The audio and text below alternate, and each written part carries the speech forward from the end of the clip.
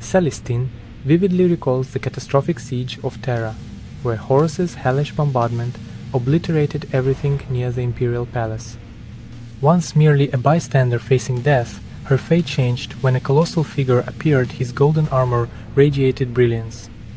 He chose her, igniting a spark within, gifting her a mission and purpose before vanishing into the chaos, leaving her to be consumed by the firestorm.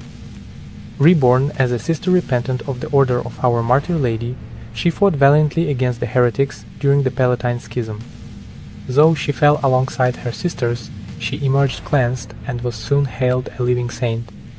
With magnificent wings and a radiant halo, Celestine spreads divine light across the Imperium, inspiring courage in the faithful while striking fear into the hearts of heretics.